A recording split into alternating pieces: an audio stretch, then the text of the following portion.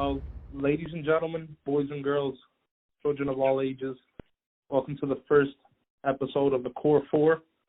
I'm your host, Amari Hernandez, and here with me today is Jacob, Jeff, and LJ.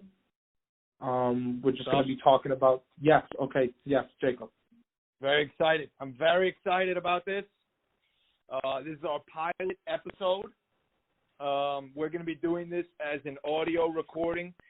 And also, we're going to have a few live shows for you guys, but we're going to start off with this here.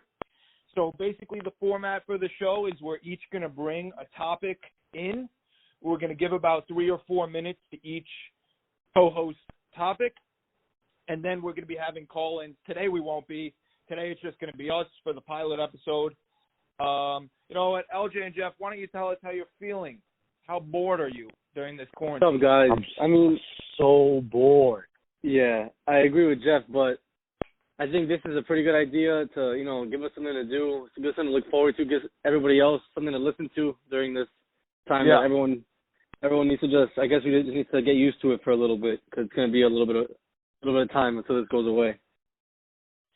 Yeah, for sure. We're going to look at this as a way to unwind. This is not just going to be a sports show. We're going to include music, maybe some movie conversations, some politics, maybe even. You can bring some comedians in, like talk about some comedians. You could talk about just pop culture in general. Yep. Jeff, how you doing, buddy? I'm doing well. Definitely involve the listeners too. Have little Q&As here and there. Sure. Stuff like that. If anybody does not follow already, our Instagram is core_4 and podcast. Absolutely. All right, so you know what? Let's start with my topic here. I have a music topic here. We are all from the greater New York area. And my conversation and my question for you guys is, who is the best rapper ever to be born in New York City? Okay, who's going to start off that? Because I know this is going to lead into a very long area. Because I don't know, I feel like it could go 3, maybe 4 ways. 4? Yeah. You say 4 ways? Yeah, maybe 3, but 4. But maybe there's 3 really top dogs. I feel like. Okay, so who wants to put their first take on this? I'll put mine out there. First, because I don't think it's that big of a shocker. I mean, it might to some people, because I know some people in this, like Amari, have a very set. I already know his answer, but my answer for the best New York rapper, personally, this is personal, all personal. Personally, based on how much I listen to him, it has to be Jay-Z. Yes, thank you. It has to be. Okay, so I think, Jeff, you agreed with him? Yes. Okay, all right. Would you like Jacob, me to go? do you agree with that? Look, Jacob, you want to put your intake on that?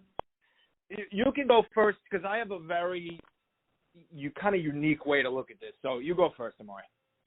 Okay, so obviously this might seem as a very biased, it's not a very biased opinion at all. I just feel like I firmly believe 100% that the King of New York will always be Nas, by far and away. I can already there's tons of reasons as to why I can put Nas as the best rapper that's come out of New York, and actually, coincidentally, Jay-Z. If you were to compare Jay-Z and Nas, it's actually Nas would most likely win that argument, because Nas released the #1 greatest diss track of all time, and it was against Jay-Z.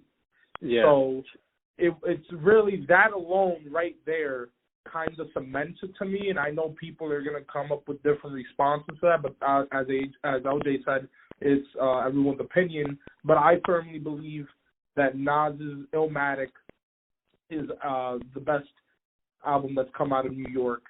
And actually, yes, I firmly believe that. And actually, people were stating that, God forbid, if anything had happened to Nas after he released Illmatic and he had passed away for some reason, that they would have probably cemented Omatic as like the top 5 to 3 greatest albums of all time, which already it is probably top 10 in most. Amari, I 100% agree with you. That album is one of the best albums I've ever listened to. Like, it's amazing. I just think, personally, I guess you think differently, but I think the reason I went with Jay-Z is because I think Jay-Z has more better albums, like, consecutively than Nas has.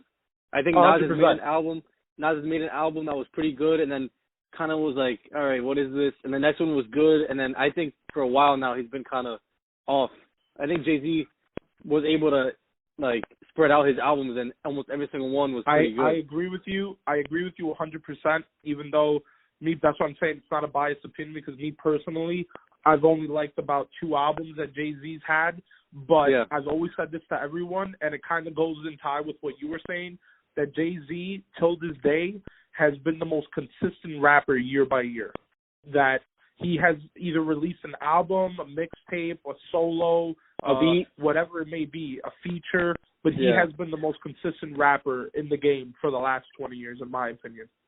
That's my hold on, before Jacob goes, I also don't want to leave Biggie out of this, because if Biggie were alive today, without a doubt, he would be number one. Without a doubt, he would be number one in all of our lists. Top 2, 3 all time. Like he's still top 3 all time in some people's. But it wouldn't be a discussion at that point. Yeah. But I feel like just because of Jay-Z's, like he's been at the top of the game for so many years, and I feel like Nas was at the top of the game for like a little bit, but he just kind of fell off in my eyes. So as greatest of all time, I don't know. I think Illmatic I like more than probably the Black Album or all of Jay-Z's like hits, but I still take Jay-Z than Nas. I guess. Yeah. Does that make sense? Yeah, and I'm just going to give my take here, and then we're going to move on to the next topic. But, I think you all made pretty much the points that I would make. I think there's 3 guys up there, which are the 3 guys we've mentioned, and I think it's all different reasons. I think you have the dominance factor in Jay-Z, in the hits, the consistency over the years. You have the lyrical ability and, the singular best album in Nas.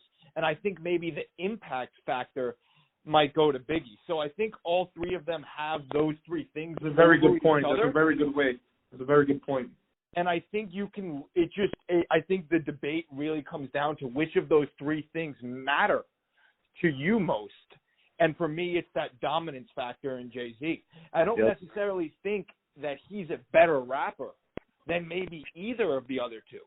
But I just think, you have 20 years there that are just maybe unparalleled to anyone else. So I think in terms of the word king of New York, I would have to go that route. Yeah. I agree. Okay, yeah. Okay. All right. Yeah. I think we can all just to throw out there, I think we can all agree that New York probably produces the best group of rappers, because you still got guys like that we even mentioned. We didn't mention Mos Def. We didn't mention 50, Rakim. All those guys are from New York, which is crazy. Yeah, I'd say it's the best. I mean, Atlanta and the West Coast are right up there, but I'd probably give it to New York. I think those are definitely the big 3. Yeah. Well, that's another very major discussion we can have there, because I can give up a very good argument that Chicago has more. Chicago, yeah. Chicago people. Obviously, I don't have to mention Kanye. That's just a given. And then you can't forget about Common, Lupe Fiasco, who's a legend. Great. Vic Mensa. You got names like No ID. No ID is a legend in hip hop. A legend. So Chicago's got its own crew, and then we had a prodigy. I don't know if you guys know him by the name of Chief Keef. Yeah. That's that ish I don't like. Yeah. Chicago definitely goes under the radar. You guys can I guess Chief Keef, all right, we laugh about it, but it's just a certain style that some people really enjoy. Look, Chief Keef is obviously in a different discussion than the one we've been having. But yes, I think in a certain style, he dominates. And if you really value that type of music, it's just, I think it comes down to the person. Yeah. But yes, he's up there in that respect. All right. Anyone else have any specific topic they'd like to do? Maybe sports. Maybe our first sports topic. Yeah, I'll go with mine. I think this has been a pretty big deal for. I know we're going through a lot right now, and speaking of the coronavirus, I just started thinking about should the NBA players, or basically sports in general, but mostly the NBA players, get paid their regular salary if the season is to get canceled? That's a great question.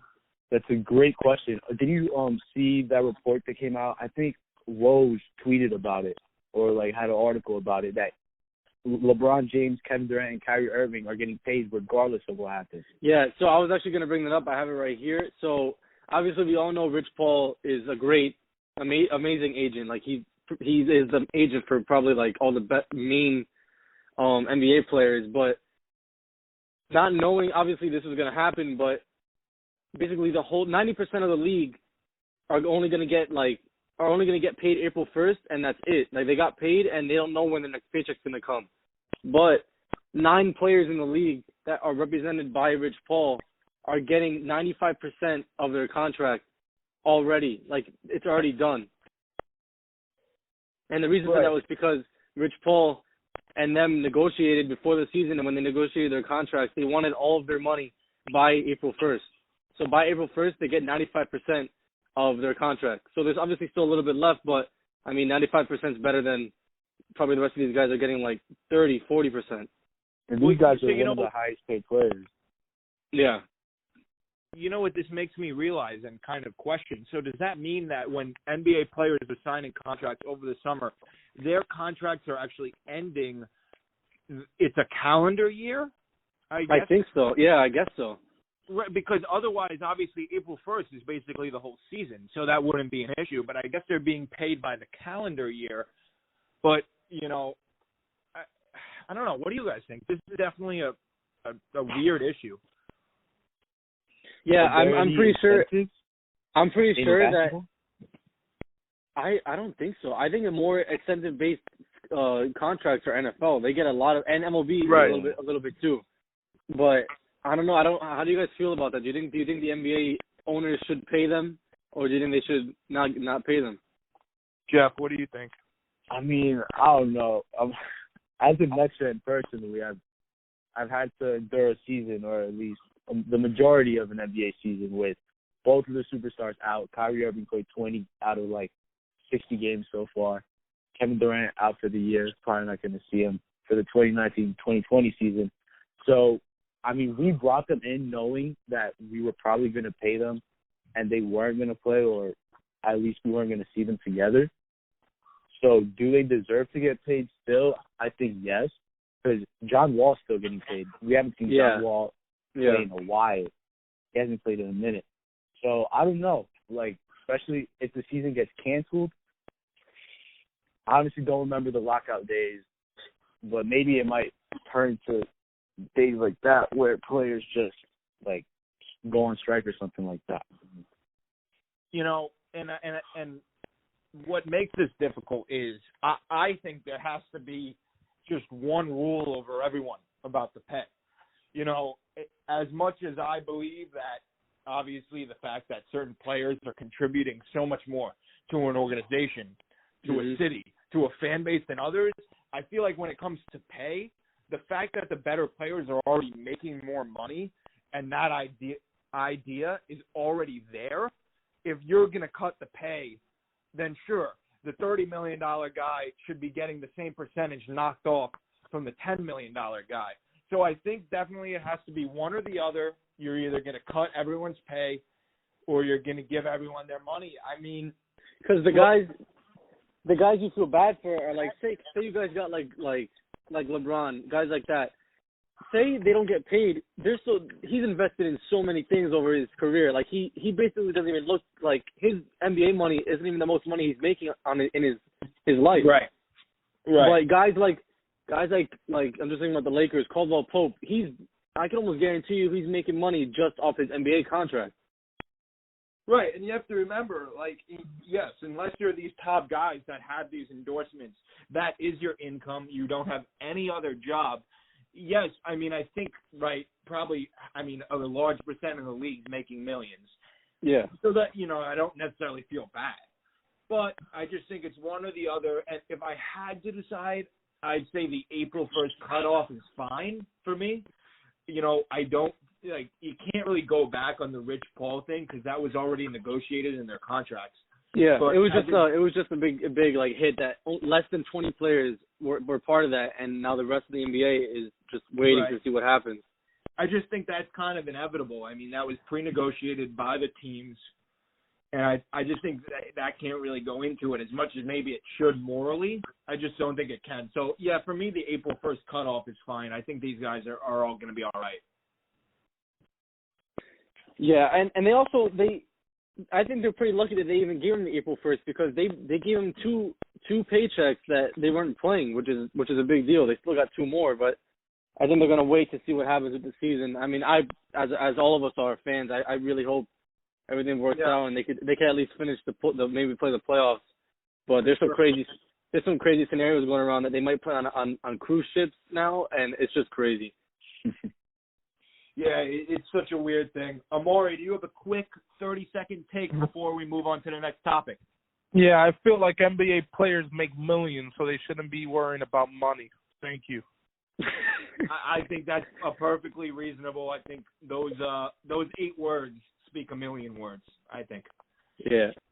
All right, so Jeff and/or Amaury, anything quick on your minds to talk about? Maybe we could combine here if you guys don't have anything set in stone. It's up to you. Can I bring up about... Oh, yeah, no, go ahead, Amar. Go ahead. Oh, Jeff, it's your stage, bro. You go. You got it. No, Amar, please. Come on, please. All right. Well, can I bring up? Wait, you want me to bring up my topic, or do you? Yeah. Okay. Well, I kind of have two, but obviously the one that I spoke about earlier. Do you guys believe that in the next 2 years, if it's that, we can all assume that in 2 years, Thomas and Brady from Tampa Bay Buccaneers now will retire. Weird. Do you believe that he will win another Super Bowl in the next 2 years? Jeff, you want me to go? You want me to go first? Or you want Jeff to go first? Jeff, you want to go? Nah, I'd like to go before the Jets fans tune in. So I just want to get my take. Obviously, I think Tom Brady is the best quarterback ever. He has all these stats. Jacob knows I gloat for him. Even when last year, when he didn't have that good of a season, I still thought that he could have pulled out the wins in the playoffs and he was going to the Super Bowl. I was shocked when they lost to the Titans. I think last year it showed that he couldn't win. His whole career he was able to win with these small receivers, the guys that couldn't do much. He was the reason they're good. I think last year he really struggled. He needed those guys. He needed the top receiver type guys, and I think him going to the Buccaneers with Mike Evans and Chris Godwin, I think Chris Godwin's even better than Mike Evans, and Mike Evans is an all-star. You got guys like, I hope maybe they re-sign Perriman, but he goes from having 2 guys that none of us even knew to 2 top 10, top 15 receivers. I think winning a Super Bowl is I think it's too much, but I think Super Bowl contention, top seed in the NFC, my bad. I don't think that's a far stretch. I think he has a good chance at competing for a Super Bowl spot. I definitely think, though, being contention, I don't think Tom Brady will ever win another Super Bowl. That's just because last year we saw Tom Brady become more of a game manager. I probably would have took Dak Prescott on my team than Tom Brady just because he didn't do anything special. Wait. That he rode on his defense. You see, Josh. Did you just say? All right. So let me back it up. Let me ask you a simple question. You have to pick one quarterback right now. Under any circumstance, you would pick Dak Prescott over Tom Brady? Last year's Dak Prescott over last year's Tom Brady, absolutely. No, I mean right now you have to pick one quarterback. Right now, this moment, you have to find the who? Oh, wait, any quarterback right now? No. Between right now, you have the contract set. You have to pick between Dak and Tom Brady. Who would you pick? But last year, Tom Brady, like Tom Brady that played last year. Well, no, like you mean going into next season, right? Yeah, going into next season. Going into next season. Say you're whatever team. Next season, they're both there. Who would you give the money to if they want the exact same amount of money? Who would you give the money to? Probably Dak. That's ridiculous. Probably Dak, because I think Tom Brady already peaked. I mean, we know Tom Brady. I mean, we know that, but yeah, Tom Brady's peak, Tom Brady mid-level peak is 10 times better than Dak Prescott. For game manager-wise, I feel like Dak Prescott will give you more. I just want to give you a scenario. Say Tom Brady was the quarterback of the Dallas Cowboys with that team last year. They are an NFC favorite easily. They went 9-7, 8-8 with that amazing team that they built around them. I had them as my favorite last year. I didn't think there was anything wrong with that team. I think the new coaching change would do wonders for them. Well, clearly there was something wrong with that team when you have Amari Cooper, then you have a spectacular, I would say it's pretty good defense. Amazing pickup they did in that linebacker. I forgot his name. I think it's Vander Esch. Yes, extremely spectacular pick. Then they have Ezekiel Elliott. The two main problems in the Cowboys organization was by far and away Jerry Jones and it's Dak Prescott. I've watched Dak Prescott for 5 years now since he was in Mississippi State. He's a mediocre quarterback. He's not good. Not good. I think there's so much that there's too much that like they were trying to blame on Garrett, and it was Jerry Jones. Like I know it's some of its problem, but Dak Prescott. You have to admit, LJ, you got the Cowboys losing 46-7, and Jason Garrett still smiling, slapping the asses of the players. It's a problem. It's a problem. I definitely think it's a problem, but I think Dak Prescott's got to take blame. I do not think he's a top. He's fighting for most money in the league, and I just really don't think he's worth it. Like you got guys like Wilson. You got guys like Drew Brees, Rodgers. Those are the guys that are making the most money. Dak Prescott is not a franchise quarterback. I'm sorry. I agree. And look, I'm going to give you my take on the initial Brady question. And first off, I'd like to say, it's a very tricky thing. And every time I've given it thought, I've pictured completely different things. I mean, I can picture them playing in the Super Bowl next year. I really can. But I could also picture them in that unbelievable, now very much improved division if you look at it. The Saints are very good, no question. But don't forget, the Falcons added Todd Gurley. The Panthers have a new coach, a new quarterback, and one of the best running backs in the league. So what I'm saying is, I wish I could answer. I don't know. I mean, if I had to put money on it, I'd say no. I'd say he will not win another Super Bowl. The NFC is very good. It's by far the NFC. It's not a great defense by any means. Out of curiosity, because I don't know about this at the top of my head, who's the running back for the Tampa Bay Buccaneers? The main running back. Ronald Jones? Ronald Jones, yeah. Maybe Ronald Jones. I'm not sure if they signed anybody. But last year it was Ronald Jones. Fantasy speculation. If the Buccaneers signed Todd Gurley, would you give him a chance at the Super Bowl? Oh, 100%. Yeah, I think I would. I just can't believe everything that happened with Todd Gurley. I really can't.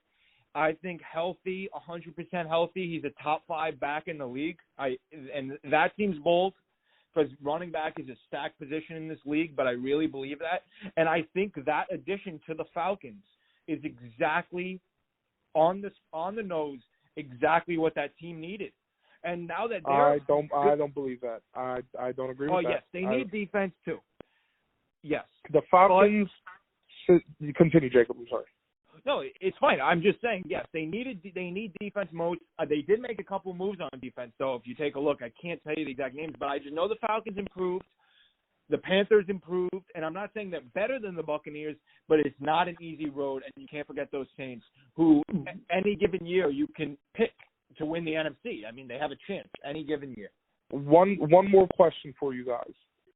Even though this is most likely 100% not going to happen,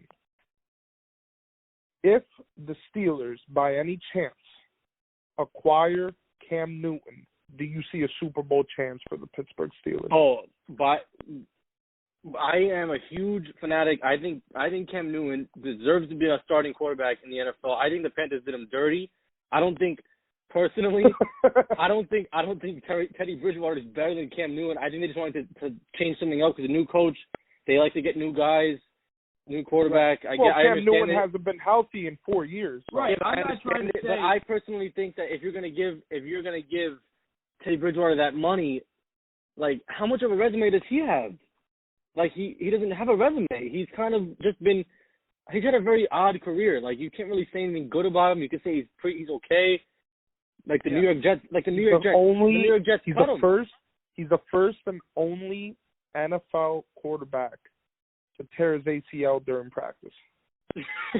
I don't think that's – maybe that – I don't think that's true.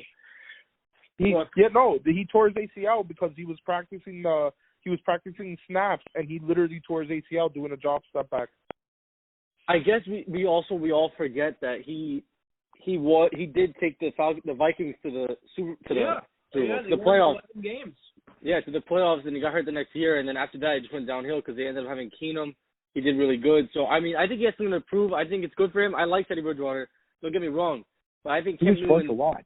I think Cam Newton definitely should be a starting quarterback. I kind of wanted him to go to the Chargers because I don't understand the whole Tyrod Taylor situation that they want to go with Taylor, but that doesn't make any sense. But I think the only chance is Cam Newton. He goes to the Chargers, maybe the Steelers. Because I saw some rumors about that, but I think Roethlisberger has that job because it's Roethlisberger. Yeah, it's his team. But he's also 59 years old. Yeah, and he has a very enormous beard now. I don't know if you guys saw that. Weird thing. Yeah, he did say, wait, because obviously I'm a huge Steelers fan. I keep in the news every single day. He did say that he would have not shaved his beard until he can throw the football again fully. About 8 months ago, he said that. So that's why his beard's like that. So I'm not even lying to you. He literally said that like 8 months ago when he first tore his ligament in his elbow. He said, "I'm not going to shave my beard until I can throw fully." No, don't get me wrong, because we all forget Mariah doesn't forget, but the Steelers with this new, we should bring it up, the new playoff bracket that I don't know if they voted yet, but most likely it's going through. It's going to be 14 teams, not 12, and that adds the extra game to both sides. And the Steelers would have been in the playoffs last year with, what is it, Drew Hodges? What was his name? Devlin. Devlin Hodges? His nickname is Duck. Yeah. Like, they changed their quarterback last year more times than any other team, and they were 8-8. Like, I firmly believe, and I'll still say it, Mike Tomlin should have won Coach of the Year with 4 quarterback changes, ending up in the play. I believe it was they were one slot away from the wild card. We lost to the Titans. Yeah, you know why? Yeah. You know why you guys didn't make the playoffs? Because you guys lost to the Jets. What? Yeah. What? True. When you guys lost to the Jets, that was when you guys could have solidified it right there. Yeah, you guys had control of your own destiny. It doesn't matter because the Jets have been out of the picture, the playoff picture, for many years, and the Jets have been out of any picture for many years. So let's move on to another conversation because we're not going to compare the Steelers. It's true though. It's true. That'll be on the next show. That will be the next show because I will gladly talk about that. But all right. Yeah, we could definitely do that. Please stop it. All right, next show. All right. Oh wait, real quick. But I do want to finish what I was saying about the Dak and Brady thing because I felt like we left that unanswered. What I think right now is that they have the same floor, right? I don't think Tom Brady. I do think he's better, but I don't think he's that much better. And would make that much of a difference, other than maybe experience, which would maybe serve well in the fourth quarter or something like that. But I think Dak Prescott does have experience, but I think he has a higher ceiling. Yeah, That's definitely. only But Tom Brady's 45 years old, so his ceiling is hit already. But I real think quick, the conversation was if you had one season. Real quick, I just want to bring up. You said the ceiling's hit already. Real quick, I just want to see how you guys feel about Winston. Should Winston be a starting quarterback? Yeah, I think they should make I think they should make it, and this is a joke of a conversation. I think they should make an ESPN Jameis Winston 30 for 30 for the atrocity that he had last year, because he had 30 touchdowns and 30 interceptions. So I think ESPN should make a move on this and make a 3-day documentary over his spectacular year. I really don't think he's that bad. I think if you throw 30 touchdowns, it's a big deal. Like, he led the league in touchdowns. I think he can adjust his interceptions. You can't just start throwing touchdowns, but you can start to minimize those interceptions. I think it needs to be in the right position, and I really don't see why the Patriots shouldn't take a chance on him. Send him to New England. I think Belichick can really improve this kid, and I really think he can be good. I think one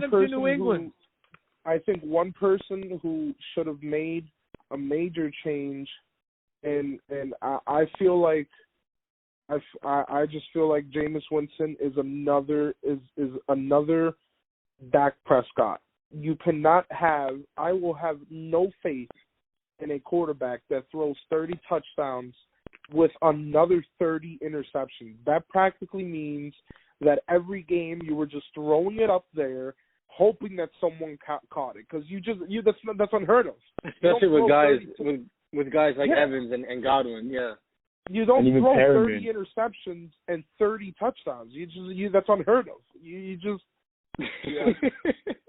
Yeah, like, I'm not even trying to joke around. It's unheard of. It's unheard of. It's definitely something we've never seen. He needs a good situation. That's his only chance.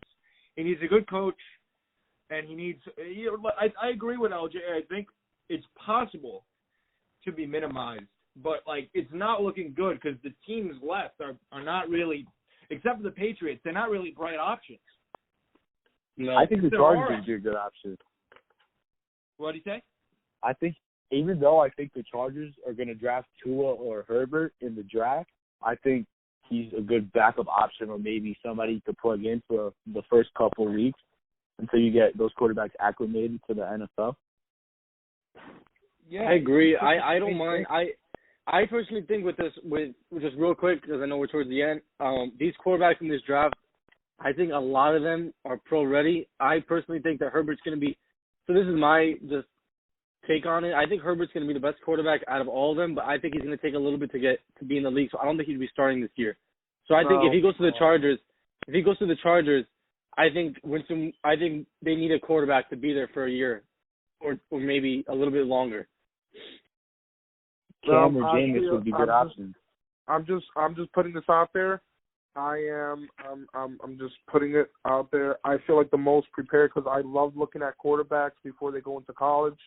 I feel like the next Aaron Rodgers, the person who is going to probably be picked up by the Patriots if they make some moves, because they need to make moves very quickly to start their new revamp now. I feel like the best QB coming out of the draft right now is Jake from State Farm. I feel like Jake Fromm? Jake Fromm, State Farm. I think he is the most prepared. I've watched him for 2 years now. I think he might be the next Aaron Rodgers of the NFL.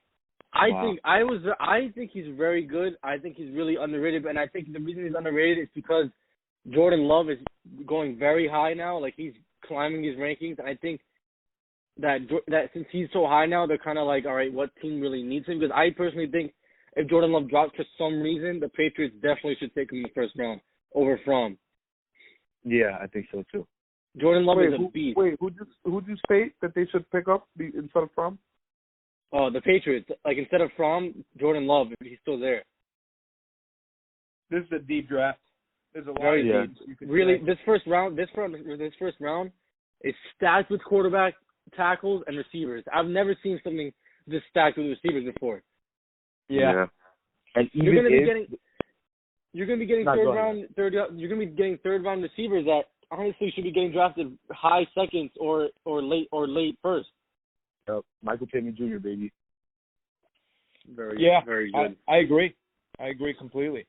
And I think definitely on our next show we could go down the line and say what specific teams, maybe the Jets and Giants, who they should take. Yeah. I think that's great. I think next show we'll also touch upon some movie stuff. We could rank some movies. We could say our best movies in certain genres for certain actors. I agree. That's all good. So yeah, I think we're gonna wrap it up. Any closing remarks? I think for our first one, I think it went pretty well. I agree. I hope anyone that listens to it enjoys it, and it'll get smoother down the road. Yeah, 100%. 100%. I appreciate you guys. Yes, this was very fun. I love you guys. I appreciate you guys for tuning in and watching. My final take, I just want to say that no NFL team should sign Jameis Winston after that atrocity that he had last season. That's it. That's my final take. Right, awesome. Please, all 32 teams, just save yourself. Please. You just don't know what's going to come out of him. You don't know. It might be a touchdown, might be an interception. You don't know. 30 for 30 idea right here, Amari Hernandez. Post it. Give it to call ESPN now. Right now. Yeah, we're gonna call him. I want Brian Windhorst to be the the narrator. The narrator. No, I want Rachel Nichols. All right. Thank you for watching. Thank you. Thank you for watching. Thank you for watching. tuning in to the Core 4 podcast.